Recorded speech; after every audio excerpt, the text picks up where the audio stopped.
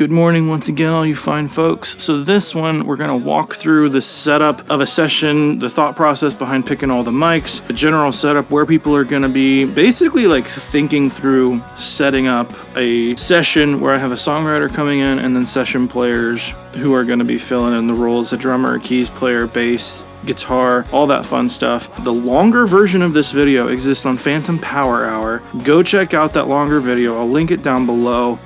But let's jump right in.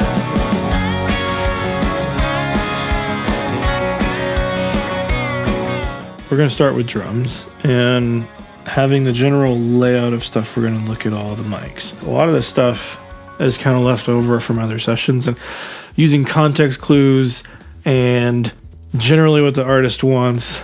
I'm going to try to set up as much stuff as possible and get it close, knowing that things are inevitably going to change. This is the house kit. This is what stays here all the time. This is a Ludwig Classic Maple 2414 kick.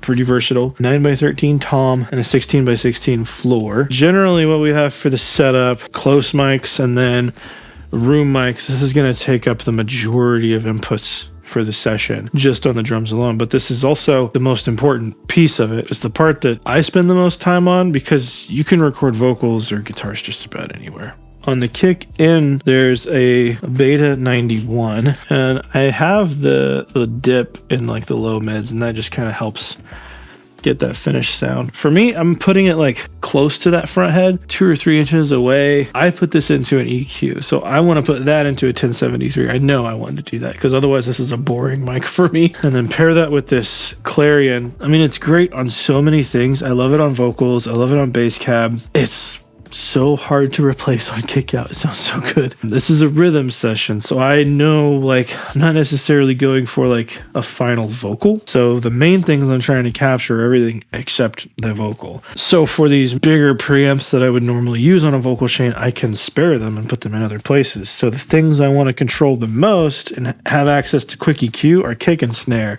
Kick in, kick out are both on 1073 and snare top is going to be on my 1084. Snare mic, which is Lauten snare mic, and none of this stuff is sponsored. This is what we're doing for a session. I love this mic. My only contention with this mic, and I'm not even sure how to fix the problem. Maybe it's making these knobs closer to the body, but when you adjust, it's really easy to click these guys. I'm mainly using it flat, and I don't want to accidentally bump these. The shape of this thing makes it easy to get into a spot. And I know the drummer's going to bring their own snare, but let's just go down this rabbit hole real quick. This thing has really good rejection behind it, and there's a lot of bottom end. Like a 57 is going to be a good choice. Like you're not going to get a bad sound.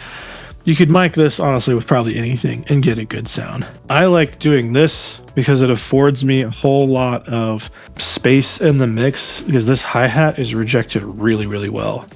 And there's a ton of bottom end.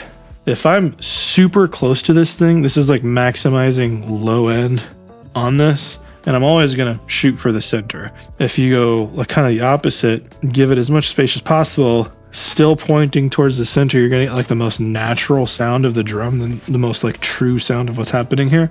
I like to go like kind of in the middle. I like an exaggerated low end punch, especially for like a country session, but not like crazy. And it's also a good way to kind of mitigate bleed. The closer to the drum you are, the more source you're gonna have and the less of extraneous pieces around it. Now that said, the kit, I think about it as one large instrument, and like using bleed to your advantage really helps here. On the toms, we can talk about that, but hey guys, real quick, time to say thanks to today's sponsor, you guys.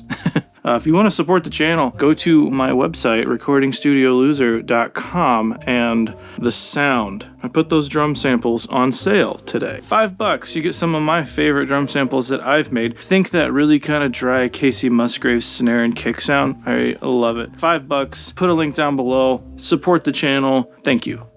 First, here's the snare bottom.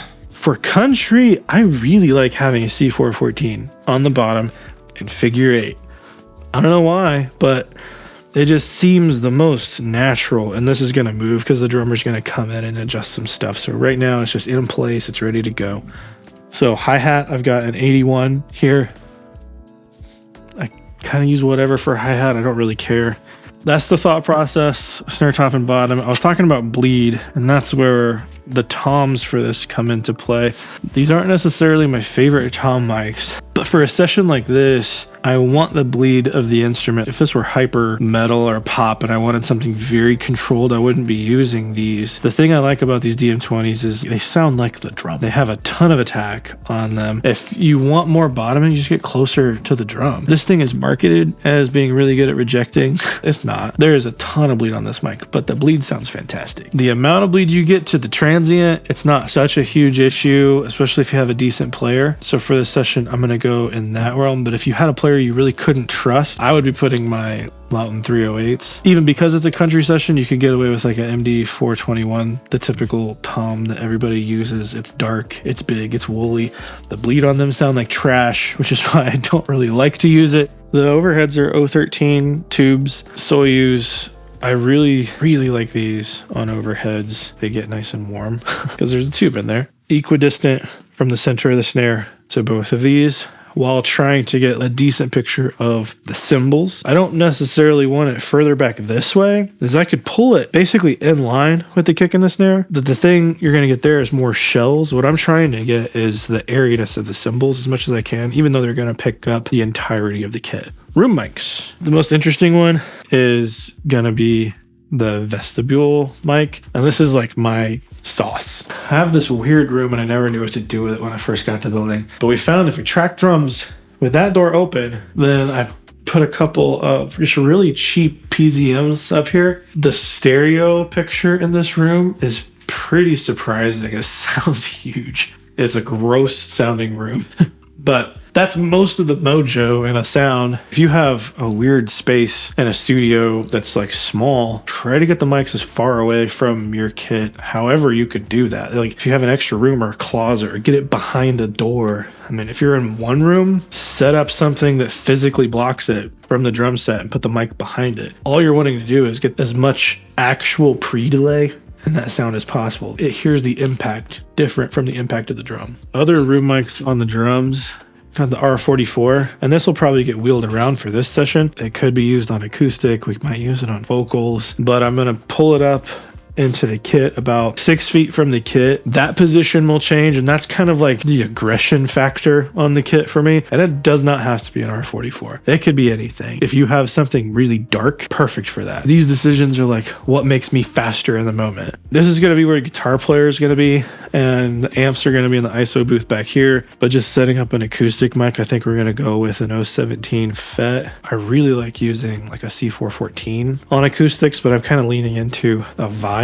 here in particular. This might be a wrong decision. It might be too big because this is a very big sounding mic. So this might get changed out for something a little cleaner, probably the Austrian Audio. So much of this is very fluid, and you're thinking about like how things act together, because the drums, I'm like trying to protect transients close to the kit, but have the room breathe like crazy. So that relationship there, I can kind of sculpt whatever drum sound I want. For electric guitar, we're going to take a DI for emergencies, and then mic wise, this Friday audio cab is magic. I freaking love this thing. The way he designed this was one of the most versatile mic cabs I've ever used. It's really fast. It's really responsive. The idea being like the speakers are very different from each other. So you mic both on the brighter side with a brighter mic and on the darker side with a darker mic to get even a wider exaggeration of that. 57 on the brighter side, and then an M160, a dual ribbon on the darker side. The Rhodes here, take a DI, and then also run it into an amp with a hot plate here, basically just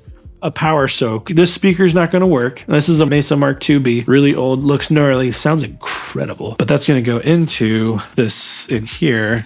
This is our Leslie we just got. It sounds incredible. We've got two bomblets on either side here to mic it up.